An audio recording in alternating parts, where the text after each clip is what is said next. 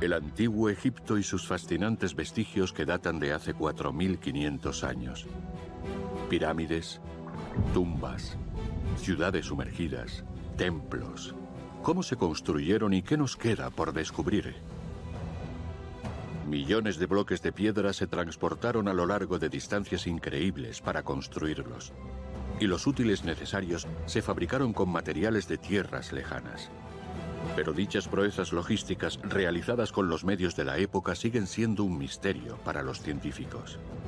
La manera en que los egipcios construyeron esta pirámide es un milagro. ¿Cómo es posible que los faraones erigieran monumentos tan perfectos solo con mano de obra, herramientas y barcos, sin ningún tipo de técnica moderna? La pirámide de Jaguara es una maravilla de la ingeniería, es un lugar inviolable. Una de las claves de estos misterios podría ser un elemento prodigioso que tenemos ante nosotros desde la Edad de Piedra: el Nilo. El río más largo del mundo después del Amazonas. 6.700 kilómetros de agua que acaban en el mar Mediterráneo tras atravesar una decena de países. Un recorrido mayor al de un vuelo París-Nueva York. Pensamos en el Nilo como algo inmutable, pero el río ha evolucionado muchísimo a lo largo de la historia de Egipto e incluso antes. Desde las primeras dinastías, los faraones tuvieron una idea genial. Hicieron del Nilo una autopista desde la que salían decenas de canales, bordeados por inmensos puertos que los arqueólogos de hoy en día quieren encontrar. Uno de los grandes logros del antiguo Egipto fue la gestión del Nilo y de su red hidráulica. ¿Para qué servían sus rutas navegables y sus puertos, que eran los más antiguos del mundo? ¿Cómo utilizaban los egipcios las crecidas del Nilo para navegar hasta las pirámides? ¿Y por qué una pirámide de Fayum está inundada? En el antiguo imperio, la crecida era de entre 80 y 90 mil millones de metros cúbicos de agua. Por primera vez en la historia haremos uso de medios tecnológicos excepcionales como la fotogrametría, la arqueología espacial y el LIDAR, con el fin de encontrar las huellas que dejaron los faraones alrededor del Nilo para construir las maravillas del antiguo Egipto. Entre la meseta de Giza, Saqqara y el oasis de Fayum, en una zona como 25 veces París, nuestros expertos intentarán descifrar por qué los faraones deben al Nilo gran parte de sus grandiosas construcciones, ya que sin el río sagrado ni el ingenio egipcio para controlarlo y hacer de él una verdadera autopista, nada hubiera sido posible.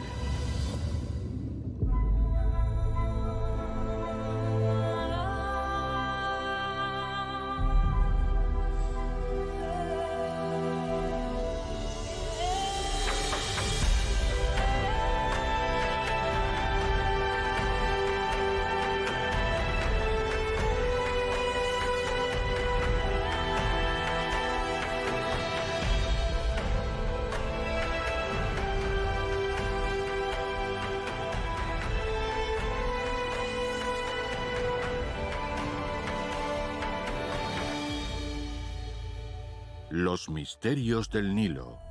Las rutas secretas de las pirámides.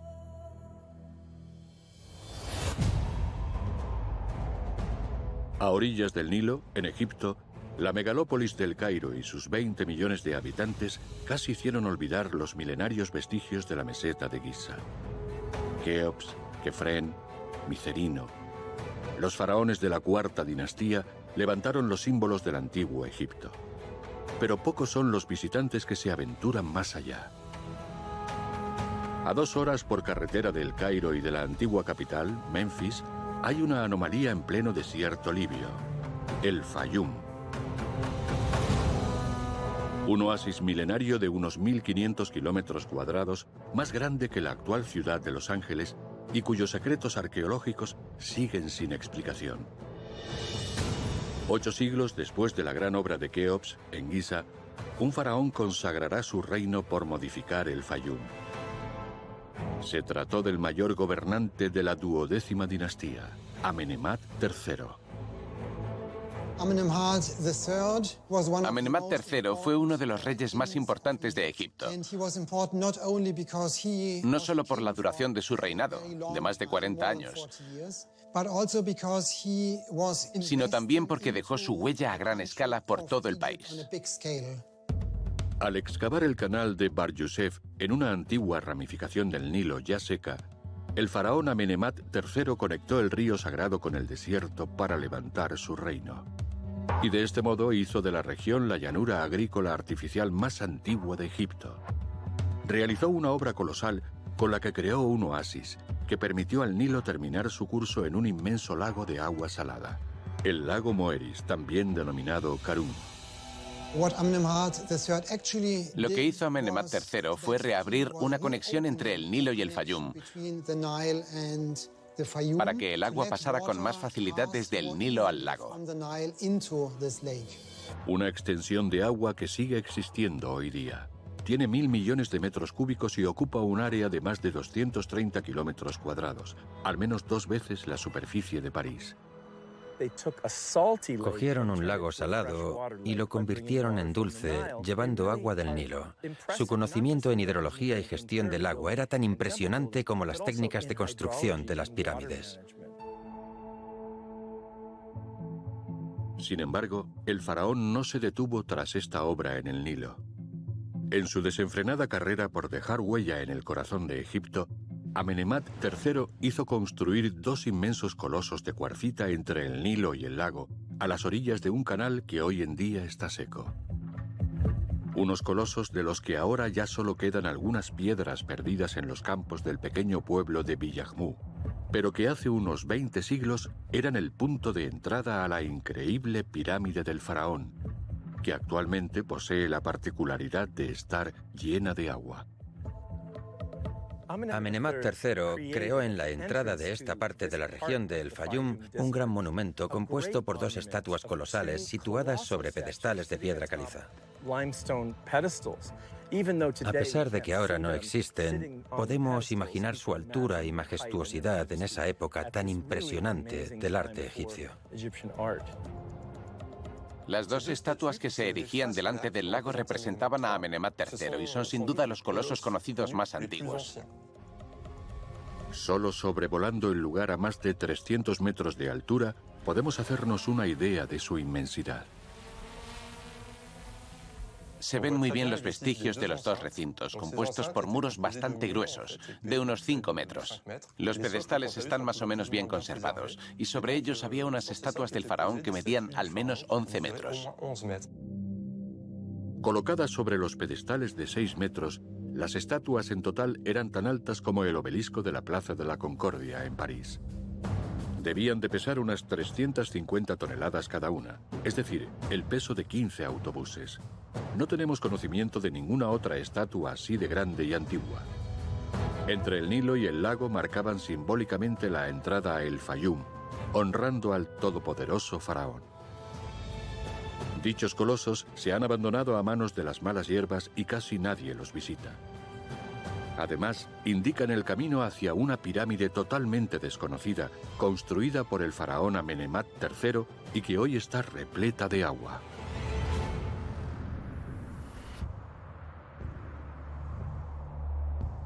A 20 kilómetros al sur de estos colosos hay una extraña pila de ladrillos que, en su época, estaba cerca de las aguas del Nilo y resplandecía como el sol. La pirámide de Jawara. Una pirámide fascinante imaginada por Amenemhat III como el monumento más perfecto y seguro del antiguo Egipto. El conjunto, alto como un inmueble de 20 pisos, debía competir con las grandes construcciones del antiguo imperio, como la pirámide de Keops, casi el doble y medio de grande. La pirámide de Jawara es una maravilla de la ingeniería y es la primera en tener un sistema de condena de sepulturas muy elaborado. El faraón la quería tan perfecta que tuvo que construirla 2 veces. Empezó por Dasur, cerca de la meseta de Giza y de la capital, Memphis. Aquel fue el primer fracaso. Una de las pirámides más fascinantes en el Fayum es la de Amenemhat III. En realidad, este rey había empezado otra pirámide en Dasur, que al parecer debido al emplazamiento se hundió y se cayó un poco. Así que no fue muy amable y enterró allí a su mujer. Los cimientos no eran muy sólidos, así que aparecieron grietas, fisuras y hundimientos y tuvieron que abandonar la pirámide casi terminada. Entonces, Amenemhat III eligió una nueva ubicación, Hawara, un lugar asociado al dios cocodrilo Sobek, muy relacionado con el agua. Finalmente, en el Fayum, entre el Nilo y el lago Karún, fue donde el faraón hizo construir su impenetrable sepultura 1840 años antes de Cristo. Una elección que tendrá sus consecuencias. La manera en la que los egipcios construyeron esta pirámide es un milagro. Es impresionante porque la hicieron para que los ladrones no pudieran entrar a robar nada. Es un lugar inviolable. Por primera vez en esta pirámide ya no hay cámara funeraria. Hay una caja fuerte que hace imposible el acceso a la momia del faraón y a su viático. Hicieron todo lo que estaba en su mano para que en esta pirámide no entrara nada. Nada excepto un elemento imprevisto: el agua del Nilo, drenada por un canal moderno. Es imposible visitar el edificio, ya que desde la entrada, el Nilo, a pesar de estar situado a varios kilómetros, ha inundado la cámara funeraria y todos los pasillos. La pirámide de Hawara está totalmente sumergida. Esta pirámide está inundada por una razón principal.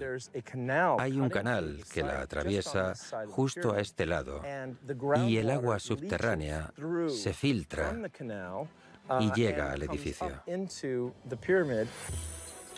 El canal se ve perfectamente cuando sobrevolamos la pirámide con los drones a más de 200 metros de altura y se excavó en los años 1820, permitiendo indirectamente que el agua del Nilo se filtrara hasta la milenaria edificación.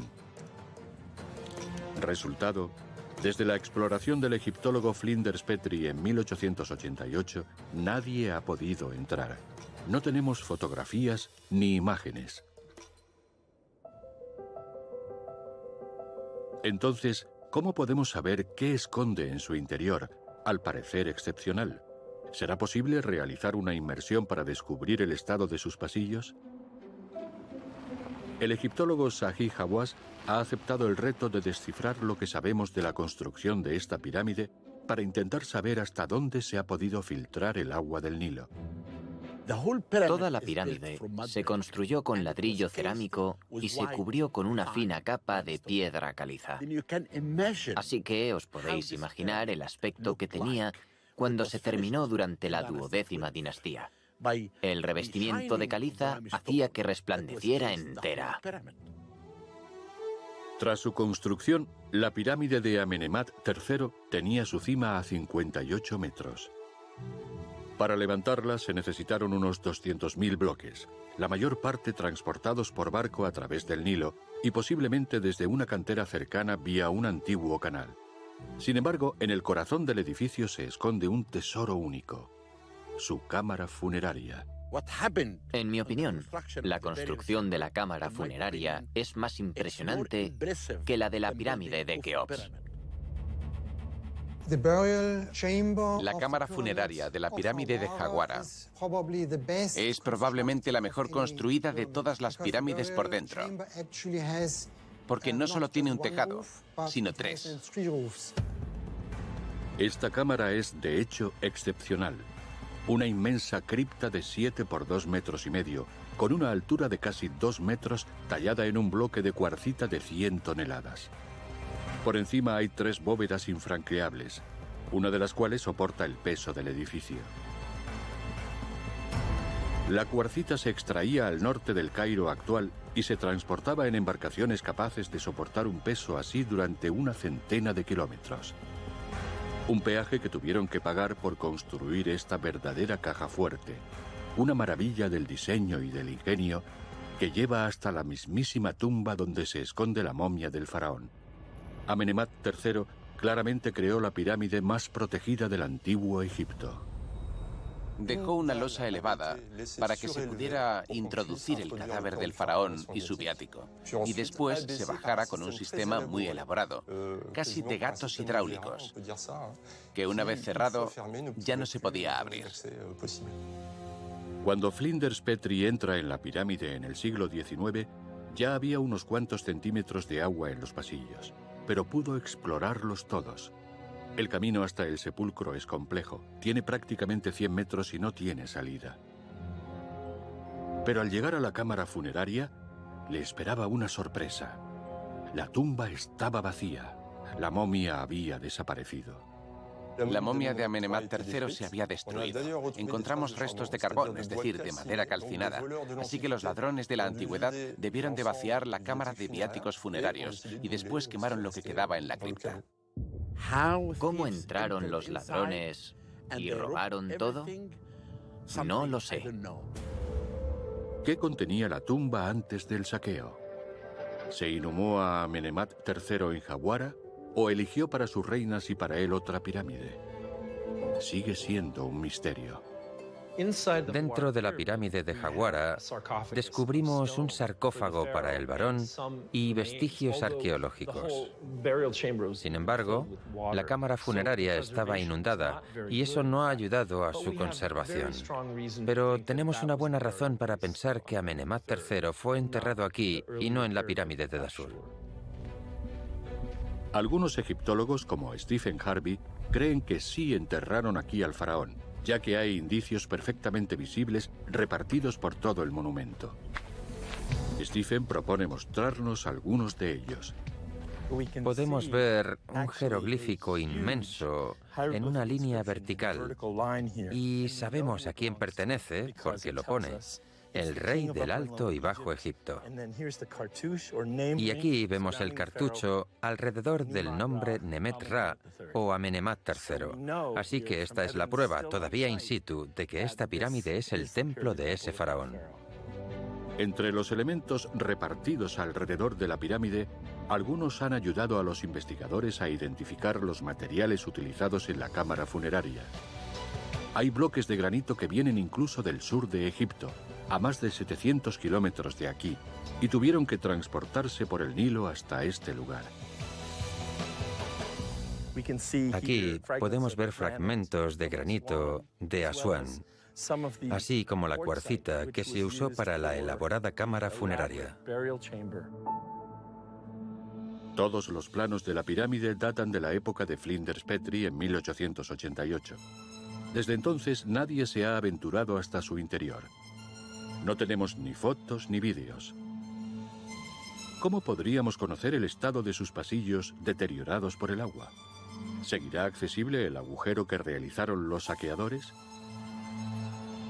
Para averiguarlo solo hay una solución: realizar una inmersión en el estrecho túnel, una operación imposible para un humano. Así que utilizaremos un ROV sumergible, un robot minúsculo capaz de grabar y desplazarse en espacios reducidos bajo el agua. Este tipo de operación no se ha realizado nunca. Se trata de una aventura totalmente inédita.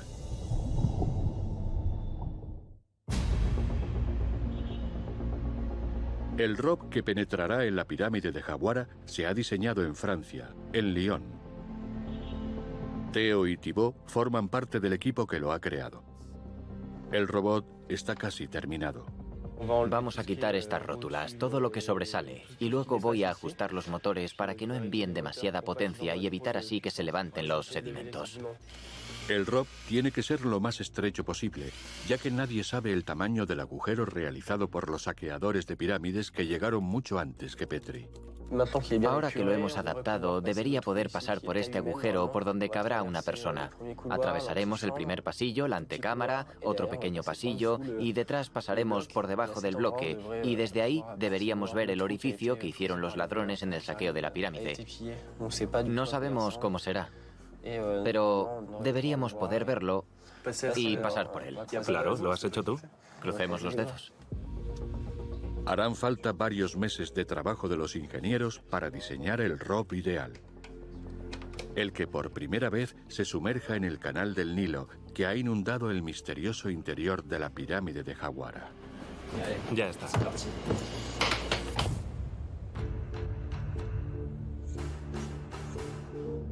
Para construir su sepultura, Amenemhat III obviamente se inspiró en sus predecesores de la meseta de Giza, Keops, Kefren y Micerino, que levantaron sus pirámides 800 años antes. No obstante, en ninguna de ellas se ha filtrado agua del Nilo. ¿Cómo es posible si en la época había un puerto que llegaba hasta la meseta? Para entenderlo, tenemos que irnos al espacio. Estamos en Toulouse, al sur de Francia, en el Centro Nacional de Estudios Espaciales. Voy a ampliar el yacimiento de Giza. Luc Lapierre, especialista en arqueología espacial, ha analizado para nosotros unas imágenes fascinantes de la meseta de Giza. Aquí tenemos una imagen espectacular porque la topografía nos aporta mucha información. Vemos las 3 pirámides de Giza, Keops, Kefren y Micerino. Son perfectamente cuadradas y se pone de relieve la topografía. También tienen orientación norte-sur y están rodeadas de pequeñas pirámides secundarias como aquí y aquí. Esta es la Esfinge. Y justo a la altura de la Esfinge era donde estaba situado el puerto que permitía la llegada de materias primas por el Nilo. Hemos ampliado en la zona de la Esfinge y podemos ver que hemos llegado al límite de una imagen 3D espacial. Así que ahora utilizaremos una imagen óptica donde se distingue muy bien la Esfinge, el templo de Kefren y aquí la zona portuaria que usaron para traer en barco las piedras para la construcción de las pirámides. El puerto de la meseta de Giza estaba conectado al Nilo gracias a canales. Algunos de ellos han desaparecido y otros se han transformado y existen a día de hoy. Aquí se ven los canales de ahora. El Nilo debía de estar por aquí, pero tenían canales que se dirigían directamente a las zonas portuarias. Giza no es ninguna excepción. Todos los complejos funerarios del antiguo Egipto disponían de puertos que les permitían transportar por el Nilo las inmensas cantidades de materiales necesarias para su construcción. De hecho, en Egipto fue donde se construyeron los primeros puertos artificiales de la historia.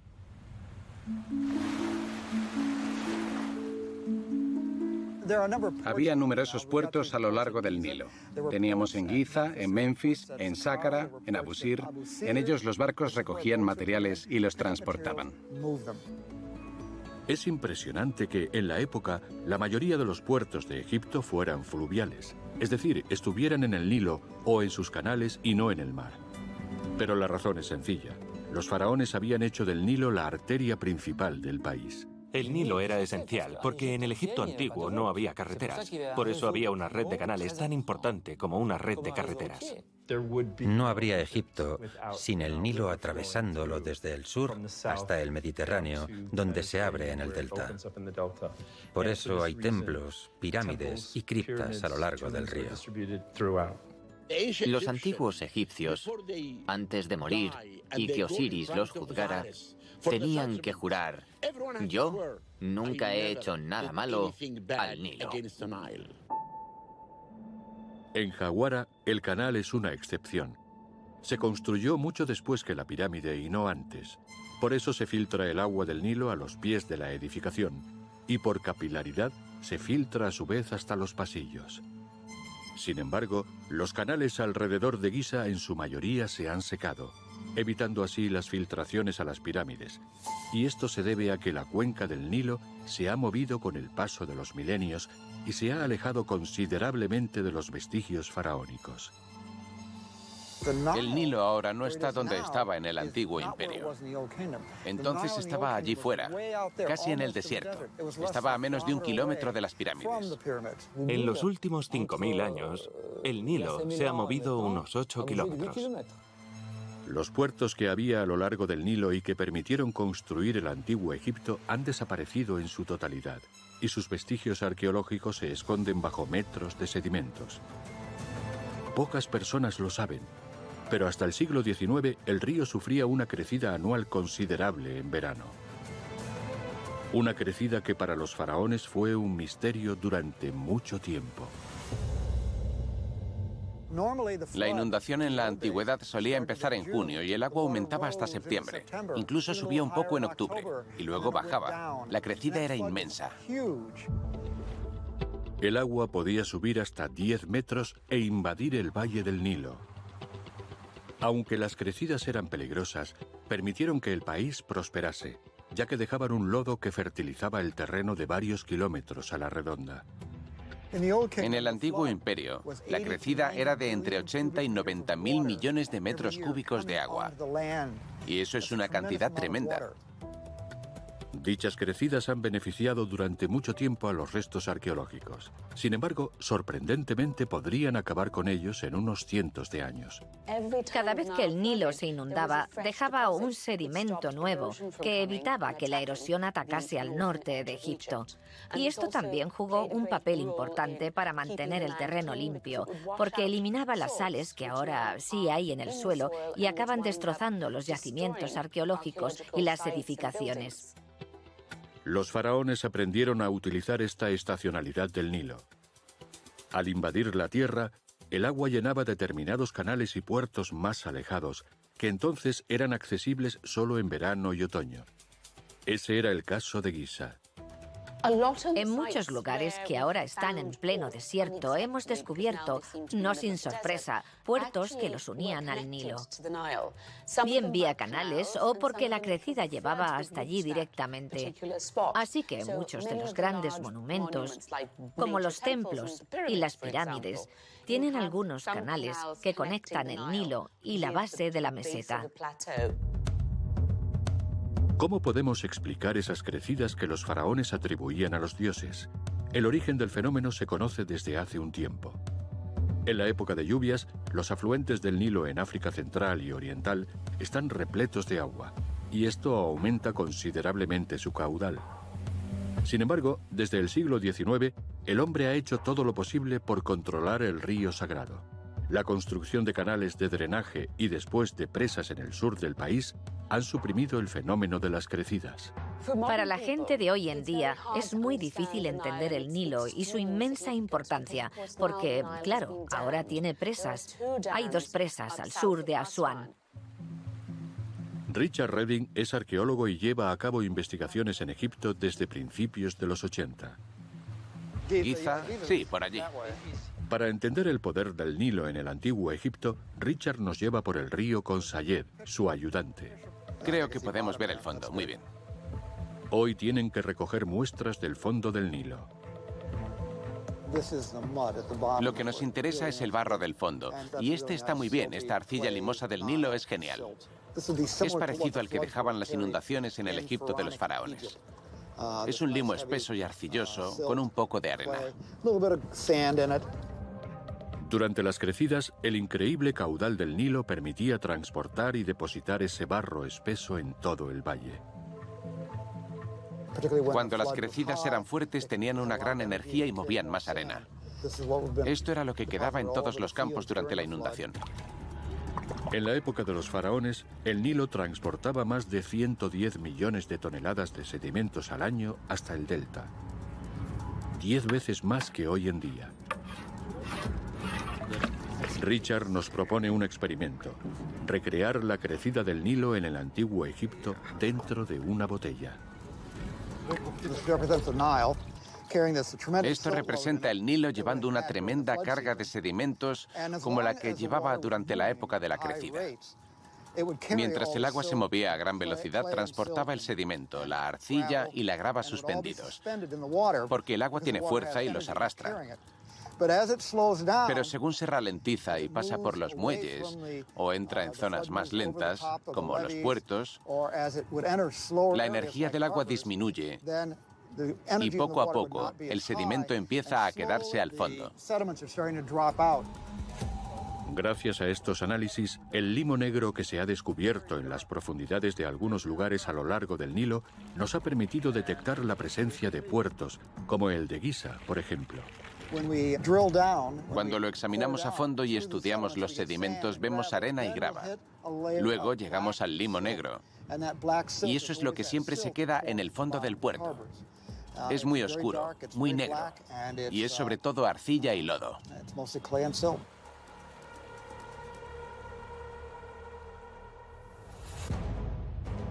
Estamos de vuelta en Lyon, en el sudeste de Francia, que es donde hemos encontrado la manera de explorar el interior de la pirámide de Jawara, inundada por un canal del Nilo. Las nuevas tecnologías nos van a permitir realizar esta proeza gracias a un dron sumergible compacto y manejable, especialmente diseñado para la ocasión tras 3 meses de trabajo. Thibaut, ingeniero mecánico y piloto experimentado, nos acompaña en Egipto hasta el Fayum, a 2 horas y media del Cairo, donde se encuentra la pirámide que vamos a explorar. Desde hace más de 100 años nadie ha podido pisar sus pasillos y no tenemos imágenes del interior. Si logramos recorrer los túneles hasta la primera trampilla y grabamos la operación, se tratará de un avance histórico. El objetivo es descender hasta los túneles, donde hay mucha arena. Meteremos el dron allí, atravesaremos la antecámara y llegaremos hasta un bloque que fue agujereado por los ladrones en su época. El canal creado a principios del siglo XIX al lado de la pirámide para drenar el Nilo ha permitido que el agua se filtre definitivamente. Nuestra misión es recorrer el primer pasillo, verificar el estado de las paredes y confirmar que el agujero realizado por los saqueadores no está obstruido. Pero la exploración será peligrosa. El suelo está lleno de fango, así que el más mínimo error podría transformar el agua cristalina en una mezcla opaca e impracticable. Será complicado porque debido al estado de las galerías hay gran cantidad de sedimentos en el fondo. Si alguno de los chorros originados por el motor mueve los sedimentos, producirá nubes que acabarán delante de la cámara y los focos y nos quedaremos ciegos. La entrada de la pirámide es estrecha, pero Thibaut consigue introducir el dron en el agua. Ha llegado la hora de la verdad.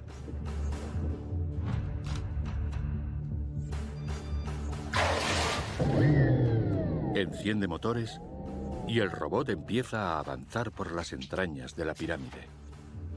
Sin embargo, para Thibaut, la misión acaba de empezar.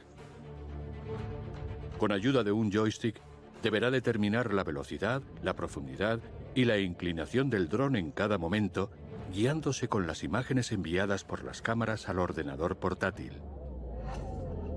Tiene que avanzar despacio y para el descenso necesita largos minutos. Estamos a 4 metros de profundidad. Debemos estar en la antecámara, porque ya no tengo el molesto techo encima. Al menos por ahora.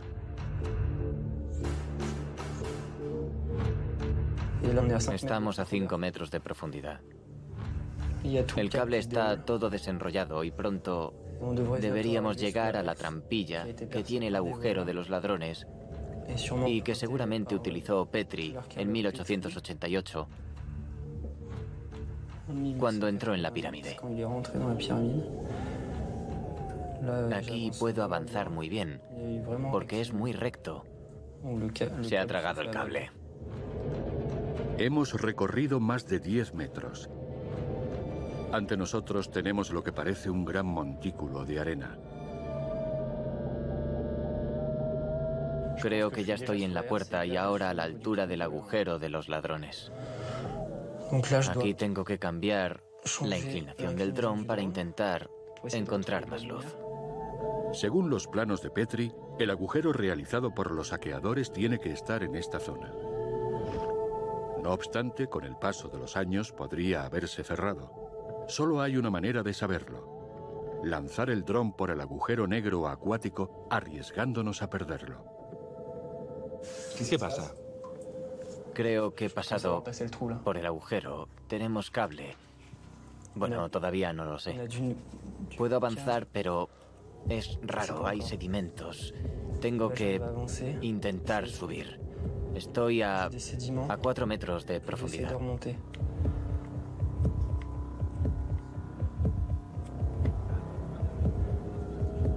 Sí, a 4 metros de profundidad. La visibilidad es nula. Parece que la misión ha fracasado, cuando de repente... Ya está bien, estoy al otro lado. Al otro lado. Tengo imagen. Estamos a 3 metros y eso sería imposible sin pasar por el agujero. Avanzo. Había bloques. Estoy a 2 metros. Por primera vez, desde la época de Petrie, hemos podido explorar las galerías de la pirámide de Jawara inundada por las aguas del Nilo. Hemos conseguido imágenes inéditas que permiten a los egiptólogos observar el estado del primer pasillo y la primera trampilla. Ahora ya sabemos que el agujero realizado por los saqueadores sigue practicable.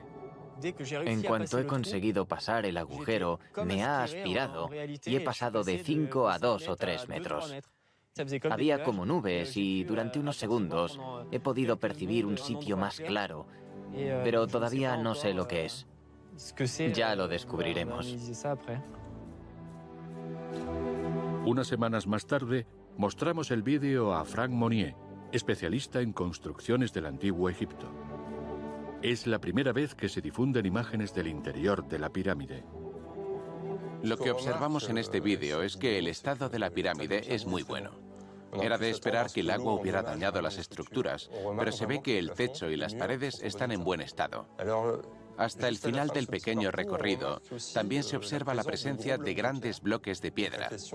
La cuestión sería saber si obstruyen el paso horizontal, si bloquean el pasillo o si obstruyen la distribución. Es algo que habrá que descubrir con el tiempo.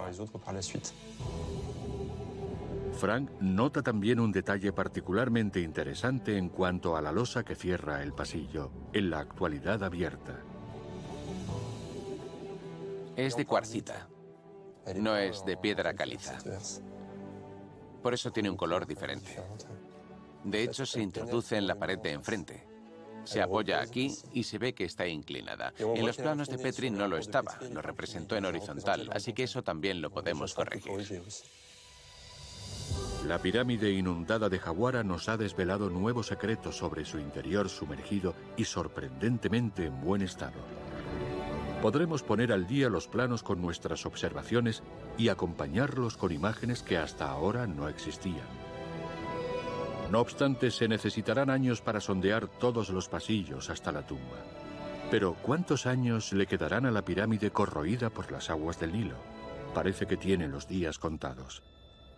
Cuando fui ministro de Antigüedades, intenté salvar esa pirámide, pero no pude, ya que la única forma de hacerlo es tratar el gran problema de las tierras de cultivo y el canal.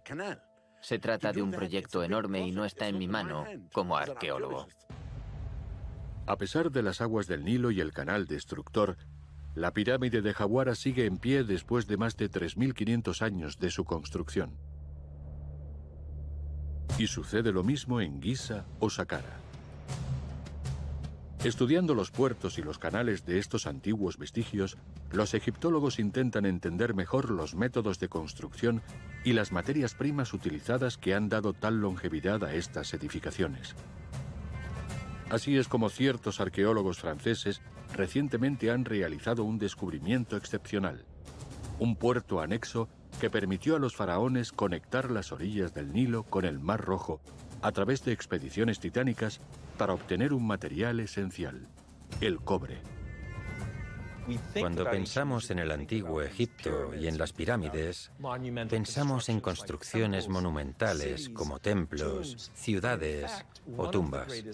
Pero en realidad, uno de los grandes logros del antiguo Egipto fue la gestión del Nilo y de su red hidráulica, canales, regadío y vías fluviales que ofrecían acceso al Mar Rojo. Desde la meseta de Giza dejamos el Nilo para dirigirnos al sur, a la ciudad de Zafarana, a orillas del Mar Rojo, en Wadi al-Yarf. 200 kilómetros por carretera a través del desierto. Aquí es donde se encuentra este puerto anexo, a 160 kilómetros del Nilo. Un puerto atribuido al faraón Keops. Pero, ¿cómo eran estas expediciones inimaginables? Sabemos que el cobre era un material muy importante para la fabricación de las herramientas y provenía del Sinaí. En el antiguo imperio, los egipcios salían del puerto de Keops, en Wadi al-Yarf. Cruzaban el Sinaí para obtener el cobre para las herramientas. Después volvían al Nilo, que les llevaba concretamente a la meseta de Giza. Los barcos se fabricaban en el valle del Nilo. Después se desmontaban y se llevaban a piezas para luego montarlos en el Mar Rojo. Recorrer el camino entre los dos puertos les llevaba el mismo tiempo que el trayecto París-El Havre a pie. Con un dron a 300 metros sobre el nivel del mar, se pueden ver los vestigios del puerto de Keops, el puerto marítimo artificial más antiguo del mundo. Desde el cielo lo vemos en la zona superior de la imagen, un espigón en forma de L y cuyo extremo sigue llegando a la orilla. Vamos. Dejas aquí. Hoy acompañaremos a un equipo de buzos del Departamento Central de Antigüedades Submarinas en una expedición al Mar Rojo donde se descubrió el puerto.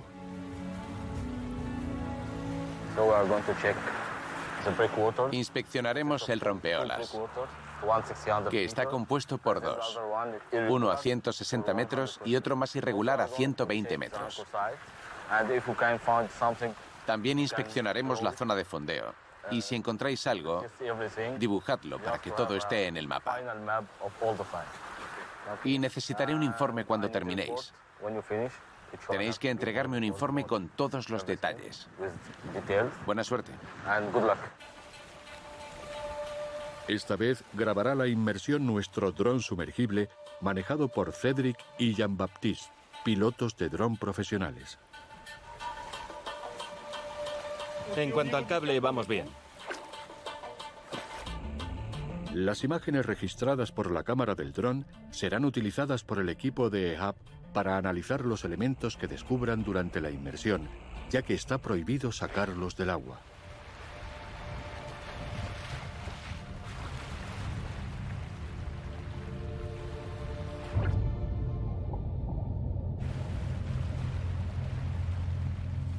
Jean-Baptiste es el encargado de la distancia y el ángulo del cable, que es el único medio para comunicarse con el dron submarino, porque las ondas wifi no viajan por el agua.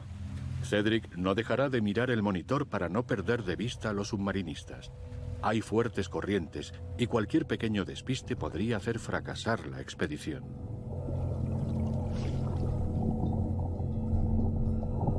Unos minutos después del inicio de la inmersión en el Mar Rojo, EHAB nos indica que han encontrado el yacimiento arqueológico. La cámara del dron graba este decorado submarino fijado a la Tierra desde hace 4.600 años. Hemos llegado a la parte de fondeo. Había anclajes muy grandes. Los hemos grabado y algunos los hemos dibujado. La zona es excepcional. Hay una veintena de anclajes de piedra caliza con orificios de enganche de entre 12 y 18 centímetros de diámetro. Había embarcaciones de diferentes tamaños, ya que los anclajes tienen formatos distintos.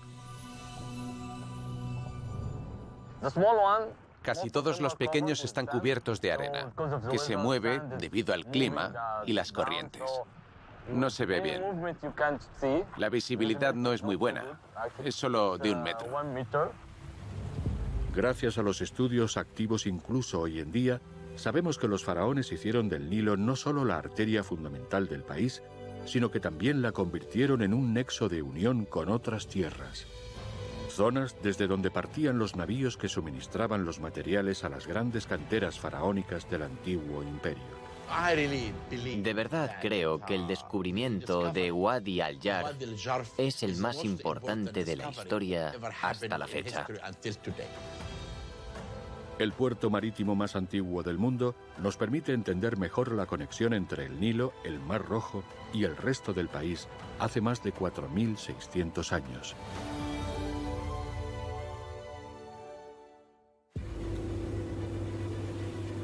Los faraones no dejaron de construir puertos a lo largo y ancho de sus reinos. Pero uno de los mejor conservados a orillas del Nilo es sorprendentemente uno poco destacado. En dirección a Saqqara, al sur de El Cairo, en el lugar donde se encuentra la necrópolis más importante de todo el antiguo Egipto, la necrópolis principal de Menfis, capital de los faraones durante siglos. Uno de los yacimientos más sagrados de Egipto es el de Saqqara, que en la actualidad se conoce por la pirámide de Djoser, el primer gran monumento de piedra del mundo. La necrópolis de Saqqara estuvo activa desde la primera dinastía y hasta la llegada del cristianismo. pero para asegurar su desarrollo debía estar conectada al Nilo. Hacia el año 2400 a.C., el faraón Unis construyó este puerto que aseguró la prosperidad de la necrópolis. Los canales del Nilo que lo alimentaban ya no se ven. Están escondidos por los campos y la vegetación. No obstante, vamos a intentar probar una experiencia inédita: demostrar la existencia de los antiguos canales gracias a una tecnología jamás utilizada en Egipto.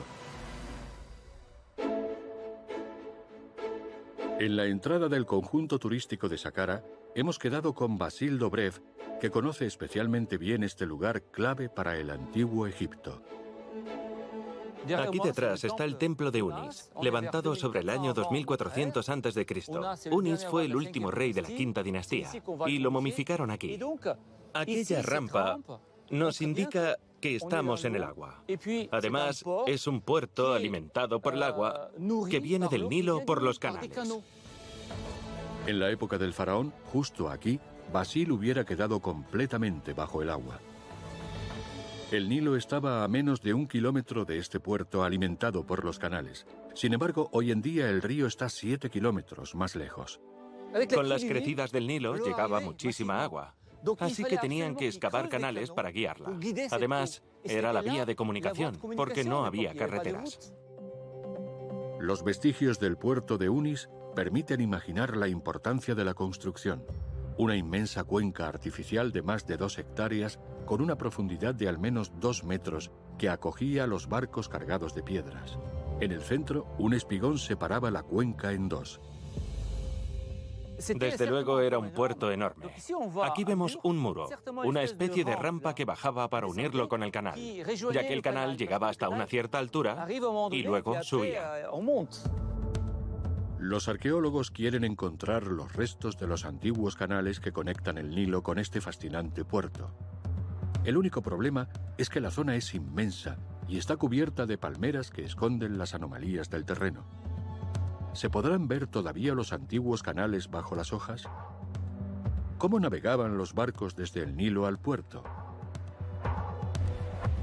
Hemos propuesto a Basile Dobrev utilizar por primera vez en Egipto una tecnología revolucionaria: el LIDAR. Un rayo láser que puede escanear el suelo desde el cielo sin importar la vegetación. Podemos espaciar las líneas unos 100 metros. Julien Bernard es uno de los especialistas franceses del LIDAR en dron. El modelo que ha desarrollado es único. A 85 metros de altura, este aparato de 3 kilos escanea a una precisión de 2 a 3 centímetros. El LIDAR funciona con un escáner que envía un láser que a su vez se refleja en los obstáculos, así que puede reflejarse a varios niveles. Esos datos se reflejan en el escáner y en función de lo que tarde el láser en llegar, deduciremos la distancia. El programa de trabajo es intenso. Vamos a sobrevolar 2 zonas, un total de 90 hectáreas entre Saqqara y Helwan, a orillas del Nilo. La potencia del LIDAR permite cubrir 10 hectáreas por vuelo de 10 minutos y ofrece más posibilidades que la fotogrametría. El equipo es especialmente meticuloso con el plan de vuelo, supervisado por nuestro egiptólogo Basile Dobrev. Solo tenemos un día para que esta experiencia única ofrezca resultados. Hay que ir más por aquí para captar el templo. Más, por detrás. Porque no tenemos muro ahí. Eso. Ya está. Venga, dale.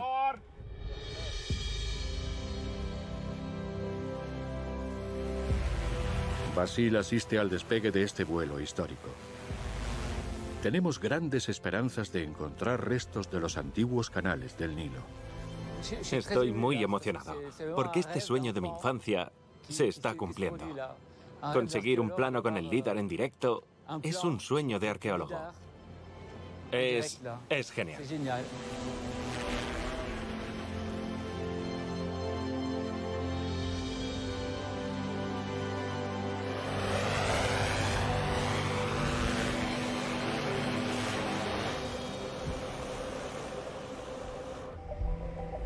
Inmediatamente después del escaneo, Julien puede visualizar los datos en el ordenador antes de tratarlos en el laboratorio. Estoy verificando que tengamos suficientes puntos en el suelo. Así que vemos que con las palmeras hay bastante láser que llega al suelo y tenemos tal densidad que si reducimos la imagen da la impresión de que es continuo, pero en realidad son millones y millones de puntos individuales. Tras unas horas de trabajo, el resultado es espectacular. El suelo escaneado con el LIDAR aparece con gran claridad. En un clic es posible realizar medidas y, sobre todo, suprimir la vegetación que ha atravesado el láser para ver lo que se esconde debajo. Olivier Onesime es topógrafo y ha aceptado analizar para nosotros estas imágenes inéditas. Rápidamente, Olivier se da cuenta de un detalle fascinante, imposible de distinguir a primera vista sobre el terreno.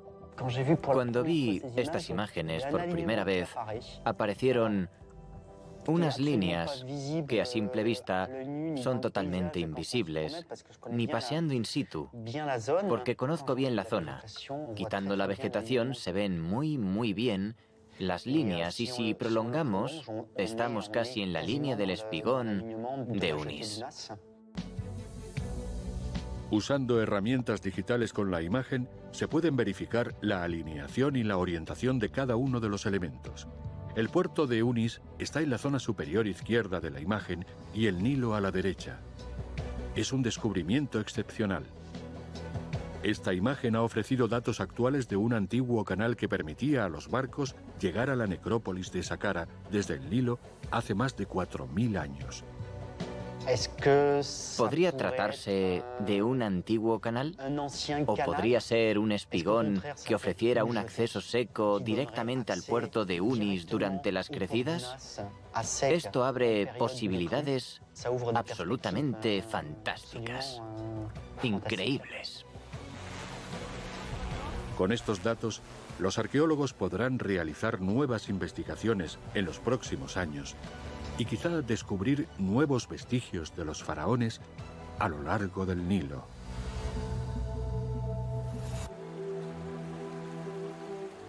Desde los puertos de Giza y Saqqara hasta las fascinantes construcciones portuarias del Mar Rojo, hay numerosas huellas faraónicas diseminadas por las orillas del río sagrado. Gracias a las nuevas tecnologías al servicio de los arqueólogos, a partir de ahora podremos encontrar rutas secretas esenciales para la construcción de las pirámides y explorar lugares que pensábamos habían desaparecido para siempre, como la pirámide de Hawara, una construcción única engullida por el Nilo, pero cuyas puertas podrían abrirse por primera vez desde hace más de un siglo.